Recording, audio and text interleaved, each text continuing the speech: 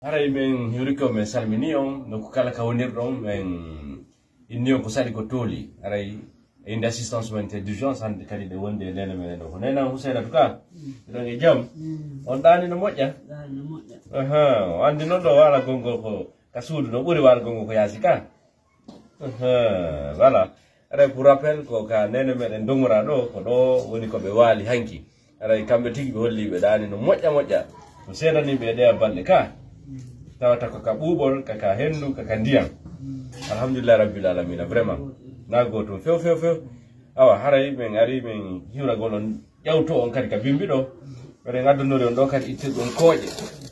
voilà haray addunori on ɗo ittirɗum kooƴe haray hanki ɓay men waɗi ndiyam o yewtere wonno ko musidɗo meɗen go wiyeteɗo Tahiru o holli wonde haray koyo men addan o ittirɗum kooƴe haray waddani men sammil men sodan on ko ittiron kooƴe nani haray nder ɗum men soodi o futti ɗo voilà haray ni futtiɗo ɗo itton kooƴe yaron ndiyam walɗon foto ɗon dokkitoɗen muraɗ ɗin kadi wano hollirnoɗen noon fi no hiitiren bandiraɓe amen haray c'est un peu ça haray ko ɗum ɗo woni koɓe addani en ittiron kooƴe nani awa haray allahma amina allahma amina awa haray c'est un peu ça haray ko watti e ɗum kadi biro c'est une autre bonne nouvelle haray kadi ko welo goo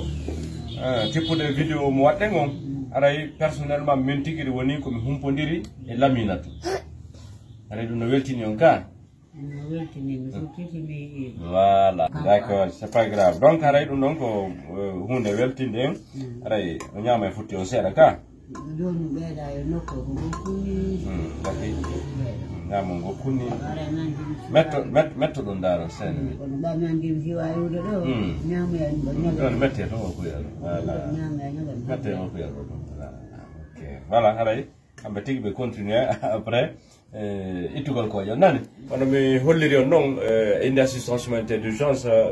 notre vidéo a porté fruit parce que mi humpodiri e gueɗal ɓe maɓɓe ɓe woni ɓen ɗaɓɓutude haray vidéo woni koɓe hii kamɓe tigiri ɓe daraki ɓe ninini ɓe ka lawol ɓe foppni ɓe ka lawol mo kala no iwrude ka woniri ɗon voilà haray ɗum ko Laminatu e Madinatu tout de suite on va essayer de voir parce que min e Laminatu men yewtidi daren kanko tigiri sen noddemo ɗo confirma wondemo ka lawol imo hewti imo arde donc si tawi o ari kamɓe tigi ɓe darana e hoore maɓɓe so tawi ko gueɗalɓe maɓɓe o Laminatu e si tawi wona ɗum par ce que nene faytata ɓiɗɗo wano wi'irte non ka voilà donc ko ɗum wonɗen wadde ɗo kanko tigiri o hollimo ka lawol o yii biro makko ɗum ɗon battini e makko fota haray himo arde dara si tawi e tigi on wawa e newade allo jarama nala to awa ko Laminatu awa haray ko menen wonde e yumma moɗon ONG assistance humanitaire d'urgence voilà haray ko tigi on humpitike haaju on fi maɓɓe ka awa joni haray ko eɓɓore honde ƴettuɗon donc lawol awa joni haray meɗen habbi on nani awa meɗen wondi e yumma en ɗo awa diro on nani koye goto sallah jaaɓi nani biro en on yewtemo ta awa joni si o hewti haray meɗen habbi on nani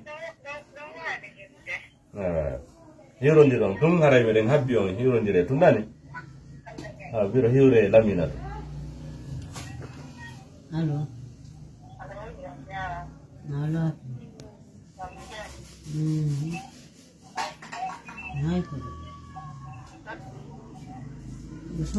ittude kooƴe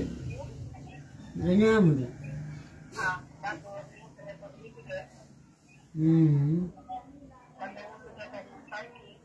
mi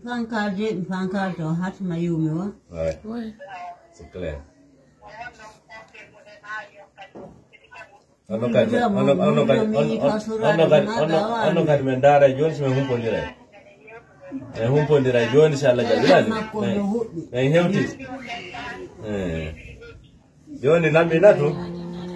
ayda ka lawol so hewti kanko kadi men humpodiri o ndimo ka lawol nani kanko kadi sala jam nani en joni sala jam merci bonne route nani Allah hewtu en jam merci beaucoup aray on famille oɗo ko laminatu goɗɗo o ɓe wonno ɗum humpodirde wanditi to makko gon ka alhamdulillah rabbil alamin haray ko laminatu donc madinatu kadi tout de suite là en daaray kanko kadi tawi en ɗen ɗo daye makko madinatu on mo wonɗo yebde fi muɗum on hattike mo gasi la joni noon joni min mi noddemo ɗo joni millan noddudemo ɗo hayso yewta kono min hiwrodira o tabitina lalan ko kanko madinatu kono so hiƴi mo ganditemo ka so hiƴimo noon o ganditemo ka on anditemo so hiƴimo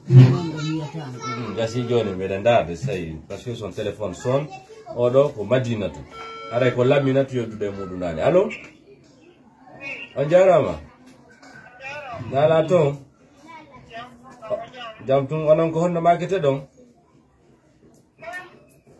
ko meren noddi on ka ONG assistance humanitaire d'urgence menen wonde yumma mo madina to ne d'accord y a pas de problème joni hara mbeɗe wonde yumma moɗon mbeɗe ɓuuri taminade on faltike fi ko ɓe woni kon wullude fi moɗon aray mi anda ko honno ƴettite ɗon haaju on donc lawol ne alhamdulillah haray mbeɗen habbi on nani e humpodire inchallah d'accord donc lawol d'accord Allah hoyti on jam nani on jarama boy awa merci nani merci beaucoup. Voilà, ça aussi c'est déjà confirmé. Aray tintidi e laminatu, en tintini e madinatu, aray be fu be kalaw alhamdulillah rabbil alamin. Gasa hande nden gal nyallan do en hitida e fu mabbe, yumu mabbe hitida e be dido kala. Aray tigi on wonana e welo wonana en